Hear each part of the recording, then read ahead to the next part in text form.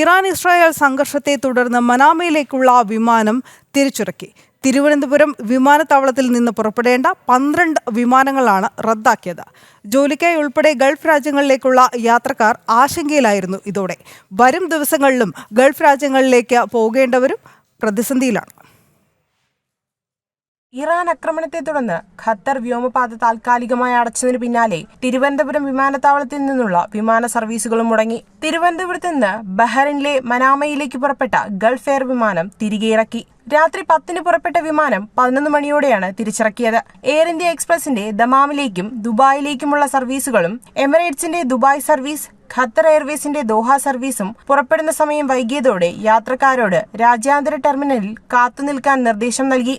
ജോലിക്കായി ഉൾപ്പെടെ ഗൾഫ് രാജ്യങ്ങളിലേക്കുള്ള യാത്രക്കാർ ആശങ്കയിലായി. ഇവിടെ വന്നതിന് ശേഷമാണ് ഫ്ലൈറ്റ് ക്യാൻസൽ എന്ന് അറിയുന്നത്. ഡേറ്റ് ഒന്നും കിട്ടിയില്ല. 7 ദിവസത്തിനുള്ളിൽ അവർ അപ്ഡേഷൻ അറിയിക്കാനാണ് പറഞ്ഞിരിക്കുന്നത്. വേറൊന്നും അവർ പറഞ്ഞിട്ടില്ല. ജോലിക്കായിട്ടാണ് പോകുന്നത്. ഒന്നും അവർ തീരുമാനം പറഞ്ഞിട്ടില്ല. 7 ദിവസത്തിനുള്ളിൽ തന്നെ പറഞ്ഞിട്ടുള്ളൂ. കൺഫേം ആയിട്ട് ഒരു ഡേറ്റ് പറഞ്ഞിട്ടില്ല. വരും ദിവസങ്ങളിലും ഗൾഫ് രാജ്യങ്ങളിലേക്ക് പോകേണ്ടവരും പ്രതിസന്ധിയിലാണ്. സ്ഥിതിഗതികൾ വിലയിരുത്താനായാണ് വിമാനങ്ങൾ വൈകി പുറപ്പെടാൻ തീരുമാനിച്ചത്. ഖത്തറിലേക്കും ദമാമിലേക്കും ദുബായിലേക്കുമുള്ള വിമാനങ്ങൾ വൈകി പുറപ്പെടാൻ തീരുമാനിച്ചതോടെ ഇതിലെ യാത്രക്കാർ മുഴുവൻ വിമാനത്താവളത്തിൽ കാത്തിരിപ്പായി. ഇവരെ യാത്രയ്ക്കായി മടക്കിയവരിൽ പലരും യാത്ര വൈകിയെന്നറിഞ്ഞതോടെ തിരികെയെത്തി. അവര് മെസ്സേജ് ഇട്ടായിരുന്നു 2:30. എളുപ്പം കാലത്ത് ഈ മെസ്സേജ് ആയിരുന്നു നോക്കാൻ. ഇവര് പറയുന്നത് ഇനി 29 തീയതിക്ക് ടിക്കറ്റ് തരാമെന്ന്. 27, 29 അത് കൺഫേം ആണെന്ന് അത് കൺഫേം ആണെന്ന് അവർ പറയുന്നില്ല.